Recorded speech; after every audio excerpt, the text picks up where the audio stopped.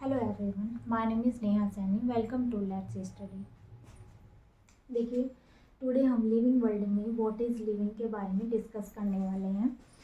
Yesterday हमने discuss किया था ग्रोथ, रिप्रोडक्शन, एबिलिटी। वीडियो के एंड में ग्रोथ को कल हमने जाना था कि मैंने एग्जांपल दिया था कि घर में जैसे कोई छोटा बच्चा आता है और जब हम उसको फिर से कुछ सालों बाद देखते हैं तो वो अच्छा खासा बड़ा हो जाता है, हाइट में लंबा हो जाता है, तो उसकी ग्रोथ हो रही है। रिप्रोडक्शन भी लिविंग ऑर्गेनिज्म के लिए बहुत ज़रूरी होता है, चाहे वो हमारा यूनिसेलुलर ऑर्गेनिज्म हो या मल्टीसेलुलर ऑर्गेनिज्म हो, तो उनके लिए रिप्रोडक्शन ज़रूरी होता है पॉपुलेशन बढ़ाने के लिए। Next, ability to sense environment mount a suitable response come to our mind, यानी सेंसिटिविटी। हर लिविंग ऑर्गेनिज्म के लिए ये सेंसिटिव यानी रेस्पॉन्सिवनेस होना भी ज़रूरी है। अगर हमारी बॉडी में सेंसिटिविटी नहीं होगी तो हम जो है एक बेजान चीज़ की तरह नज़र आएंगे। तो हमारी बॉडी का सेंसिटिविटी पार्ट भी बहुत होना ज़रूरी है। अगर देखिए, अगर हमारे हाथ पर चींटी चढ़ जाए तो हमें उसका पता कैसे चलता है, क्योंकि हम उस चीज़ के लिए कि वो एकदम हमारे हाथ पे चींटी आई, एकदम वो मैसेज हमारे ब्रेन को गया तो हमें पता लगे, हम उस चीज़ के लिए सेंसिटिव थे। ऐसे ही हमें पेन हो रहा है या हमें किसी सब्जी का टेस्ट बेकार लग रहा है, वो क्यों पता लग रहा है, क्योंकि हम उन चीज़ों के लिए सेंसिटिव है। ऐसे ही प्लांट भी बोल नहीं पाते लेकिन जो है रेस्पॉन्सिव ये भी होते हैं अपने। अगर हम किसी प्लांट को काटे तो उस प्लांट में से कुछ फ्लूइड निकलता है, जो वो फ्लूइड निकल रहा है एक तरीके से वो अपनी रेस्पॉन्सिवनेस ही शो कर रहा है, अपनी सेंसिटिविटी को शो कर रहा है। ऐसे प्लांट में एक चुमोई का प्लांट होता है, अगर हम उसको टच करते हैं तो वो भी कुछ टाइम के लिए मुरझा सा जाता है, मतलब सेंसिटिव होता है। जब हमने उसको टच किया, उसने अपना रेस्पॉन्स दिखाया उसके लिए। तो इसमें कुछ यूनिक फीचर हो रहे हैं, metabolism, ability to self replicate, self organise to this list. देखिए, पहले हम देखते हैं सेल्फ रेप्लिकेट। ये स्टडी मैंने डिस्कस किया था। दो सेल भी अगर आपस में दो सेल अगर डिवाइड हो रही है, मतलब मैंने बनाया था दो सेल थी, उन सेल में क्या हो रहा था, आपस में इंटरेक्शन था। एक सेल को जब तक पीछे वाली सेल रेस्पॉन्स नहीं देगी तो वो क्या क्या नहीं करेगी, वो डिवाइड नहीं करेगी। ऐसे ही दूसरा एग्जांपल मैंने डीएनए का दिया था कि डीएनए को जब तक उसका खुद का एंजाइम उसको रेस्पॉन्स या सिग्नल नहीं देगा कि तुम्हें जो है डिवाइड करना है, तब तक वो भी डिवाइड नहीं करेगी। ये इनमें क्या हो रहा है, ये सेल खुद खुद से क्या कर रही है, डिवाइड कर रही है। ऐसे डीएनए भी खुद के एंजाइम से ही जो है डिवाइड कर रहे हैं, यानी ये सेल्फ खुद से डिवाइड कर रहे हैं। तो ये है एग्जांपल दोनों सेल्फ रेप्लिकेशन के, रेप्लिकेट के। सेल्फ ऑर्गेनाइज क्या होता है, यानी स्वयं एक सेल से ऑर्गेनाइज कैसे होता है। देखिए, कोई वुमेन है, वो प्रेग्नेंट है, एम्ब्रियोनिक स्टेज 3 मंथ के करीब होती है। तो क्या होता है एम्ब्रियोनिक स्टेज में, एम्ब्रियोनिक स्टेज के बाद टिश्यूज़ बनने शुरू होते हैं, उन टिश्यूज़ से फिर ऑर्गन बनने चालू होते हैं। उन ऑर्गन्स के बाद क्या होता है, एक ऑर्गन सिस्टम चालू होता है, बनना चालू होता है। फिर उस ऑर्गन सिस्टम के बाद एक न्यू बॉर्न बेबी का फॉर्मेशन होता है ना। तो वो जो न्यू बॉर्न बेबी का फॉर्मेशन हुआ, वो एक तरीके से क्या हुआ, एक सेल ने ऑर्गेनाइज किया, क्या ऑर्गेनाइज किया, एक न्यू बॉर्न बेबी को। तो ये हुआ सेल्फ ऑर्गेनाइज। हमने यहाँ पे देखा एक मेटाबॉलिज्म। देखिए, मेटाबॉलिज्म क्या होता है, हर लिविंग ऑर्गेनिज्म की बॉडी में ये मेटाबॉलिज्म जो है रिएक्शन होती है। अगर ये लिविंग ऑर्गेनिज्म की बॉडी में ये मेटाबॉलिज्म रिएक्शन नहीं होती तो समझ लीजिए उस लिविंग ऑर्गेनिज्म की बॉडी में गड़बड़ है। ये बहुत ही इम्पोर्टेंट रोल होता है मेटाबॉलिज्म रिएक्शन का, हर किसी की बॉडी को एक्टिवेट करने के लिए। देखिए, मैंने यहाँ पे एक एग्जांपल लिया, जैसे हम फूड खा रहे थे, फूड के अंदर कार्बोहाइड्रेट, प्रोटीन, विटामिन ये सब चीज़ें होती हैं। हम फूड जब खाते हैं, वो फूड डायरेक्ट ऐसे ही थोड़ा हमारी जो है स्टोमक में जाएगा और फिर स्मॉल इंटेस्टाइन में जाएगा। वो फूड जो है ब्रेक होके, ये फूड हमने खाया, ये जो है इस फूड को जो है तोड़ने का काम कौन कर रही है, कैटाबॉलिज्म रिएक्शन कर रही है। ये कैटाबॉलिज्म रिएक्शन जब स्टार्ट हुई इन्होंने फूड को जो है ब्रेक करना यानी तोड़ना शुरू किया, तो वो छोटे छोटे पीसेज में वो फूड टूट गया। जैसे ये फूड छोटे छोटे पीसेज में टूटा, इसके साथ क्या हुआ, हीट प्रोड्यूस हुई, हीट प्रोड्यूस हो गई। फिर इस हीट प्रोड्यूस होने से कुछ टाइम बाद ये जो खाना है ये एक एनर्जी फॉर्म में चेंज हो गया है। एनर्जी फिर क्या करती है, नई जो है मैकेनिज्म रेडी करती है। एनर्जी क्या करती है, एनाबॉलिज्म रिएक्शन के थ्रू क्या करती है, ये मैक्रोमोलिक्यूल्स न्यूट्रिएंट बनाती हैं बड़े फॉर्म में। तो यहाँ पर कैटाबॉलिज्म रिएक्शन और एनाबॉलिज्म रिएक्शन हो रही है। ये जो मेटाबॉलिज्म है ये क्या होता है, the sum total of all the chemical reaction occurring in our body is metabolism. ठीक है, ये जो कैटाबॉलिज्म रिएक्शन और जो एनाबॉलिज्म रिएक्शन है ये दोनों क्या है, मेटाबॉलिज्म रिएक्शन के पार्ट है। कैटाबॉलिज्म रिएक्शन का काम होता है किसी चीज़ को तोड़ने का, और एनाबॉलिज्म रिएक्शन का काम होता है सिंथेसाइज करने का, यानी किसी चीज़ को बनाने का काम एनाबॉलिज्म रिएक्शन का होता है।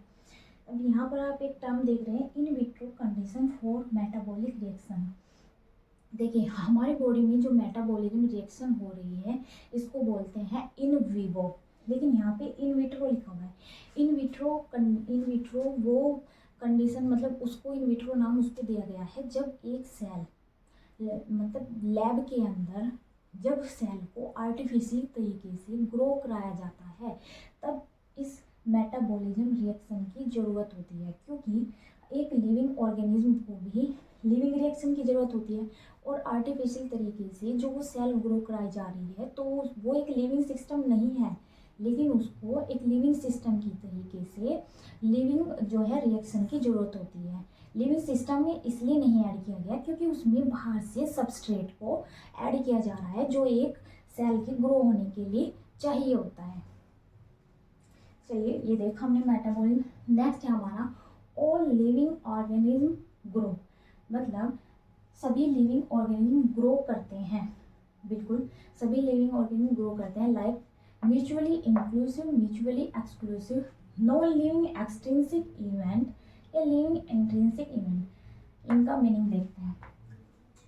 देखिए ग्रो लिविंग ऑर्गेनिज्म सब करते हैं, चाहे वो यूनिसेलुलर हो या मल्टीसेलुलर ऑर्गेनिज्म हो। देखिए यूनिसेलुलर ऑर्गेनिज्म के example like bacteria, amoeba, virus, ये हमारे यूनिसेलुलर ऑर्गेनिज्म। और मल्टीसेलुलर में हम आगे, क्योंकि हमारी बॉडी जो है मल्टीसेलुलर ऑर्गेनिज्म से ही सेल से ही बनी हुई है। तो यहाँ पर हम देखते हैं ये दिया हुआ है एक word, mutually inclusive and mutually exclusive.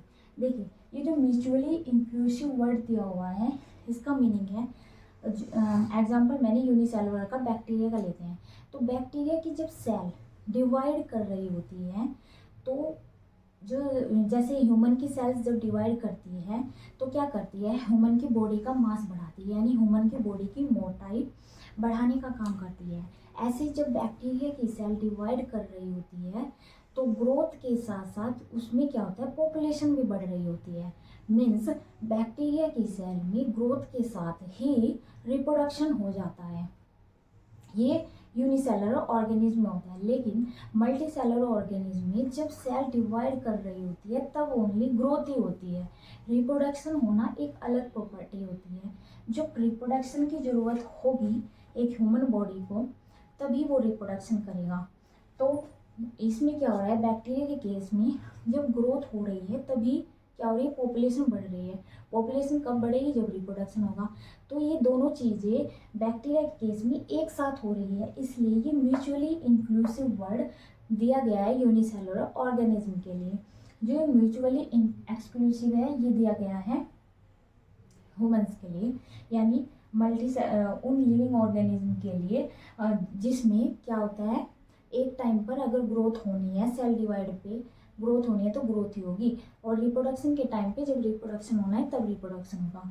ये म्यूचुअली एक्सक्लूसिव दिया हुआ है उन लिविंग ऑर्गेनिज्म के लिए। अब देखिए लिविंग ऑर्गेनिज्म की एक प्रॉपर्टी होती है कि ग्रोथ की जो टाइमिंग और उनका जो पैटर्न होता है वो हर किसी का सेम नहीं होता, वो अलग अलग होता है। उनकी ग्रोथ टाइमिंग का और पैटर्न दोनों ही अलग होते हैं। कैसे, देखिए, एक ह्यूमन जब अपने ह्यूमन बेबी को जब रिप्रोड्यूस करना होता है तो वो क्या करता है कि उसकी जब 9 मंथ का टाइम लेता है, लेकिन जब एक डॉग अपने बेबी को जन्म देता है तो उसे 3 मंथ चाहिए। तो दोनों में टाइम हुआ ना अलग अलग। उसका टाइम था ह्यूमन के लिए 9 मंथ, उसके लिए 3 मंथ। तो इस तरीके से इनमें जो टाइमिंग है इनकी ग्रोथ की वो अलग अलग देखी गई है। नेक्स्ट, इसमें वर्ड दिया हुआ है no living extrinsic event, living intrinsic event. देखिए, लिविंग में क्या होता है, इंट्रिंसिक ग्रोथ भी होती है। कैसे, लिविंग के अंदर जो सेल डिवाइड कर रही होती है, सेल क्या करती है, अपना साइज अंदर से बढ़ा रही होती है, इसलिए लिविंग के लिए इंट्रिंसिक ग्रोथ जो है ये वर्ड दिया गया है। और नॉन लिविंग में क्या करती है, एक्सटेंसिव ग्रोथ होती है। जैसे यहाँ पे मैंने एग्जांपल लिया माउंटेन सैंड ड्यू का।